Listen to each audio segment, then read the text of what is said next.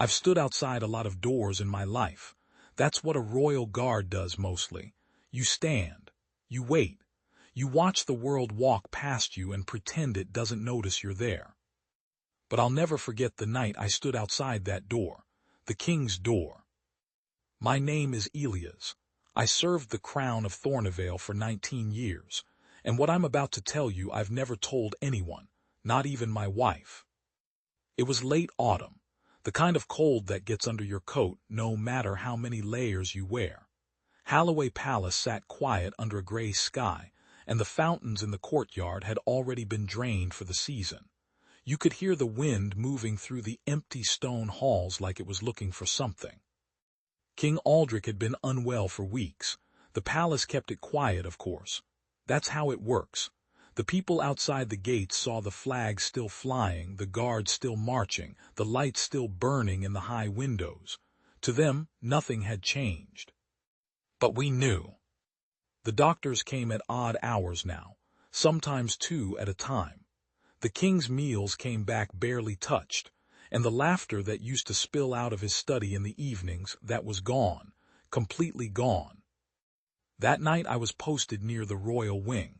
Standard shift. Nothing special on paper. The corridors smelled of candle wax and old wood, and the only sound was my own boots when I shifted my weight. Then I heard footsteps, quick ones. I looked up and it was Prince Cale. He was young, 23, maybe 24.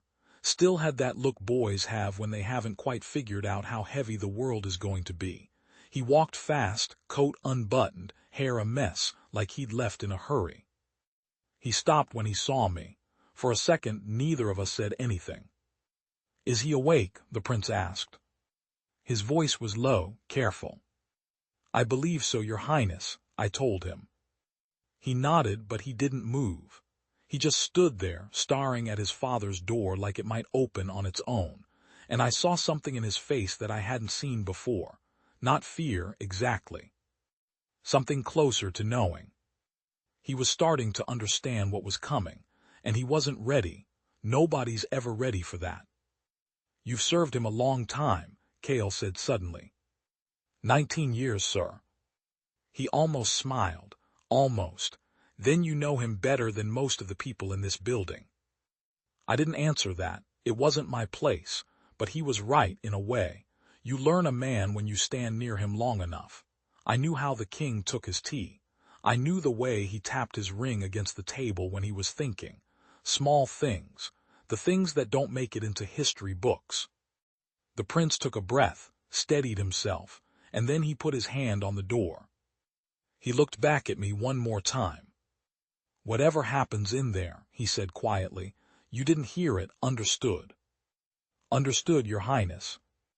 He pushed the door open, and in that thin slice of light, I saw the king's bed at the far end of the room, and a shape lying in it that looked far too small to be the man who once filled that whole palace with his voice.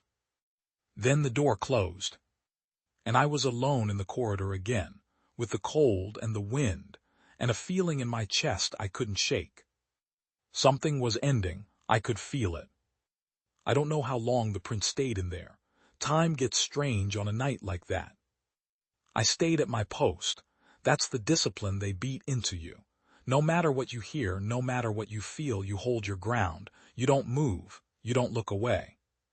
But I'll be honest with you, it was hard. Through the heavy door I could hear pieces of things. Not words, just tones. The soft murmur of the prince's voice. Long silences. And once, just once, a sound from the king that I can only describe as a man trying very hard not to cry in front of his son. I stared straight ahead. My eyes stung. I told myself it was the cold. At some point, another set of footsteps came. It was Marta, one of the king's oldest attendants. She'd been in the palace longer than I had. She stopped beside me and looked at the closed door, and her hands were shaking. "How is he tonight?" she whispered. "The prince is with him," I said. She pressed her lips together and nodded. She understood what that meant. When the healthy people stop visiting and only the closest ones come at midnight, you know. "He asked for the boy earlier," Marta said. First time in days he asked for anything. I didn't say anything. I just kept my eyes forward the way I was trained. But inside I was thinking about all the years I'd watched that father and son from a distance. The king had been a hard man to please. Everyone knew it. He held Kale to a standard that seemed impossible sometimes. There were arguments, slammed doors, long stretches where they barely spoke. I used to feel sorry for the boy, watching him try so hard to earn a nod that rarely came. And now here he was, at the end of everything, sitting beside the man who'd been so difficult to love, choosing to be there anyway. That's the part that stayed with me, not the crown, not the politics, just a son in a cold room holding his father's hand while the wind howled outside. The door opened. Prince Kale stepped out, and he was a different person than the one who'd gone in. I don't know how else to explain it. He'd walked in as a young man in a hurry. He came out standing straighter, slower, quieter. His eyes were red, but he wasn't crying anymore. He's resting, Kale said. His voice was steady now, too steady maybe. Don't let anyone disturb him, not the doctors, not the council, no one until morning. Yes, Your Highness. He started to walk away. Then he stopped, and he turned back to me and Marta, and for a moment he looked so tired it hurt to see. He told me something in there, Kale said. He said the crown isn't a gift, it's a debt.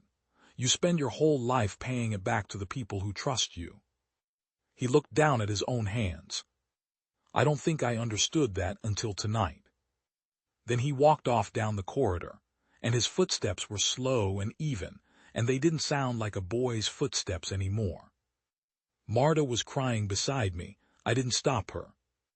And me, I stood there and did my job, stood at that door like I'd done 1,000 nights before. But everything had changed. The whole kingdom just didn't know it yet. King Aldrich passed 3 days later, just before dawn. I wasn't in the room, but I was in the corridor, same as always. And I heard the bell begin to ring across Holloway, one slow toll after another, rolling out over the sleeping city. By the time the sun came up, people had started gathering at the palace gates. Word travels fast, even when you try to keep it quiet. Men took off their hats. Women held their children. Nobody made much noise. It was the kind of silence a whole city falls into when it loses someone it thought would always be there. I watched from my post as they raised the flag, then lowered it halfway down, and I thought about that cold night, about the prince's face outside the door, about that debt the old king spoke of. Later that morning, Kale walked out onto the palace balcony. The crowd looked up, thousands of them by then, and I remember thinking he looked so young to be carrying all of that. He didn't give a big speech. That wasn't his way. He just stood there gripping the stone railing, and he let the people see him, see that he was there, that he wasn't running from it. Then he said one thing. His voice carried out over the square, clear in the cold air. My father served you every day of his life, he said. I intend to do the same, until my last one. That was all. And the strange thing was nobody cheered. Not right away. It was too soon for that. Instead, an old man near the gate simply bowed his head, then the person next to him, then another, and it spread through that whole crowd like a wave, thousands of heads lowering all at once. I've served the crown a long time. I've seen coronations and funerals and everything in between, but I never saw anything like that morning. A boy became a king in the space of one long night, not because of a crown on his head, but because he sat in a cold room and held the hand of a dying man, and he learned what the job really costs. I retired the following spring. My knees, mostly. 19 years of standing does that to a man. But sometimes, on cold autumn nights, when the wind picks up and gets under my coat, I think about that door, and the young prince standing in front of it, afraid but going in anyway. Because that's the thing nobody tells you about power. The moment that truly makes a king isn't the one everyone watches. It's the one that happens quietly, behind a closed door, when no one's supposed to be listening.